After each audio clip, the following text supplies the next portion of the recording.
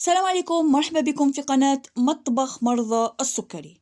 القناة اللي عودتكم أنها تقدم وصفات خالية من السكر، وصفات مناسبة لأصحاب داء السكري. كما راكم تلاحظوا في الفيديو تاع اليوم راح نديرو طبق باللوبيا البيضاء أو الفاصوليا. كما نعرفوا رانا في فصل الشتاء، والفاصوليا أو اللوبيا ناكلوها بزاف في فصل الشتاء، لكن اليوم راح نوريلكم طريقة صحية مناسبة لمرضى السكري. إذا أول خطوة كما نعرفوا أنه الفاصوليا أو اللوبيا لازم تتشمخ. كما هنا أنا حطيتها مدة ليلة كاملة. وبطبيعة الحال نحتاج إلى توابل الوصفة تاع اليوم. كتوابل وش نحتاجه؟ عندنا هنا كمون، قزبر، زعتر، يعني هذا الزعتر يعطينا طعم وفائدة للوصفة. نحتاج كذلك فلفل أحمر، زنجبيل، كركم، قرفة، ملح، وفلفل أسود. حتى أنه كاين بعض التوابل نقدر نضيفوهم لهذه الوصفة، مثل الحلبة وحب الرشاد، لكن فضلت أني ما نضيفهمش لهذه الوصفة لأنه عندي متتبعين حوامل، وكما نعرفوا أنه هاد التوابل ممنوع عليهم مثل الحلبة وحب الرشاد. ولهذه الوصفة كذلك نحتاج إلى مكونات أخرى. نحتاج إلى حبة بصل و4 فصوص من الثوم. كما راكم تلاحظوا هنا الثوم اسكرفشتو، أما بالنسبة للحبة تاع البصل قطعتها إلى قطع صغيرة، يعني حبة متوسطة الحجم تكفي. إذن عندي 4 فصوص من الثوم وحبة بصل. نحتاج إلى مكون آخر كما راكم تلاحظوا إلى الكابوية أو القرع الأحمر. هنا بعد ما سكرفشتو من بعد ذابلي. كما نعرفوا أنه القرع الأحمر هذا هو القرع الأحمر أو الكابوية. عندما نشرو يعني حبة راح نقطعوها إلى قطع ونحطوها داخل المجمد. أنا نفس القطعة هذه كنت جبتها يعني من المجمد، من بعد سكرفشتها وحطيتها داخل الصحن. وكما نقدروا أنه نقطعوها إلى قطع صغيرة. كما نعرفوا أنه الكابوية حذوب يعني في الطبخة. نحتاج كذلك إلى الكرافس. هذا هو ناخذ يعني كمية قليلة من الكرافس، يعني حسب الطبق اللي عندنا ولا حسب الكمية. ونحتاج كذلك إلى الرند. هنا نحتاج 2 أوراق من الرند. إذا نمر إلى طريقة تحضير هذه الوصفة. أول شيء ولا أول خطوة راح ناخذ طنجرة تاع الطين. كالعادة فضلت أني نطيب في الطين، طنجرة تاع الطين، نضع فيها كمية تاع اللوبيا اللي شمخناها. والآن راح نبدأ نضيف المكونات اللي ذكرتهم. قلنا عندي حبة بصل مع 4 فصوص من الثوم. البصل قطعته إلى قطع صغيرة، بالنسبة للثوم سكرفشته. نضيف معه كابوية. كما قلت لكم تقدروا تسكرفجوها وتقدروا تحطوها قطع صغيرة. نضيف كذلك أوراق تاع الرند. أما بالنسبة للتوابل عندي ملعقة صغيرة من الفلفل الأحمر، يعني تكون مملوءة جيدا، حتى تقدروا ديروا ملعقتين من الفلفل الأحمر. عندي نصف ملعقة صغيرة من سكنجبير، نصف ملعقة صغيرة من الكركم. بالنسبة للقزبر عندي ملعقة صغيرة من القزبر، وملعقة صغيرة من الكمون.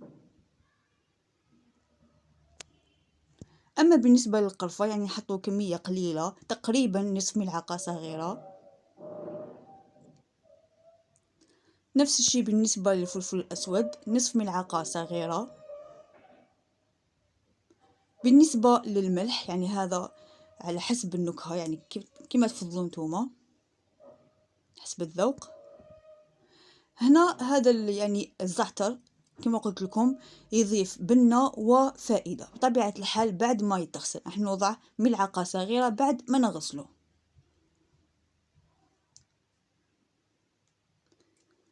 الآن بالنسبة لزيت الزيتون كالعادة نفضل أني نطيب بزيت الزيتون. هنا نحط 4 ملاعق من زيت الزيتون،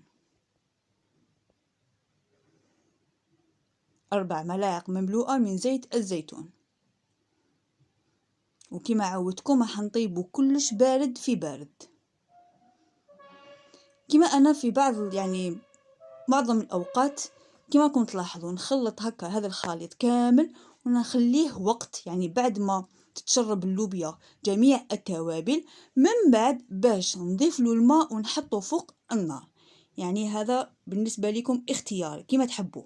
كما قلت لكم نخلط كما راهو هكا ونغلق على القدر ونخليه ساعة ساعتين، من بعد نضيف له الماء ونحطه فوق النار. نضيف له سنة تاع ثوم، فص واحد تاع ثوم. الآن راح نضيف الماء كذلك حسب كيفاش تحبوا الطبق، تحبوه بالمرقة بزاف ولا يكون ناشف. أنا هنا ما ضفتش كمية كبيرة من الماء، غطيته وزدت شوية عليه لأنه بعد ما يطيب راح يشرب. إذن بعد ما ضفت الماء راح نغطي الطنجرة ونخليها فوق النار. بعد ما تاخذ الغلية الأولى راح نقص النار ونخليها مدة ساعة كافية باش تطيب اللوبيا. كما قلت لكم نغطي على الطنجرة ونحطها فوق النار على نار قوية، غير تاخذ الغلية الأولى راح نقص النار ونخليها مدة ساعة. هذه المدة حتكفي باش تطيب. إذا نخلي اللوبيا تطيب ونتلاقاو في صحن التقديم. الآن بعد ما طابت اللوبيا خليتها بردت مليح، راح نفتحها ونوريها لكم. هاي اللوبيا بعد ما طابت وخليتها بردت، دوك نوريكم القوام تاعها. هاي لك، وقد ما تبرد قد ما تكون بنينة وتثقل. كما راكم تلاحظوا كما قلت لكم بالنسبة للماء كما تحبوها نتوما، تحبوها مايها بزاف ولا تحبوها ناشفة على حسب رغبتكم. ودوك نوري لكم الحبة كيفاش طابت الذوب في الفم. شوفوا قلت لكم ساعة كافية باش تطيب هاد الوصفة.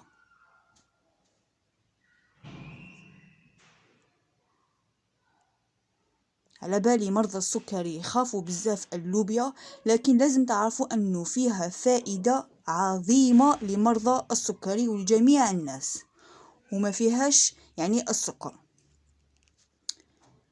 ومن الأفضل أنا هنا ضفت لها الكرافس، لأنه الكرافس فيه فائدة ويعطي بنة رائعة لللوبيا. أنكم تاكلوها بلا خبز، حتى إذا كليتوا الخبز تاكلوا كمية صغيرة. ونقدروا نضيفوا زيت الزيتون في الطبق باش تجي الفائدة أكثر وأكثر. في الأخير نتمنى أنكم تجربوا هذه الوصفة وتعجبكم وتكتبوا لي في التعليقات. نصيحتي لكم كالعادة تهلاو في صحتكم وفي والديكم. إلى اللقاء.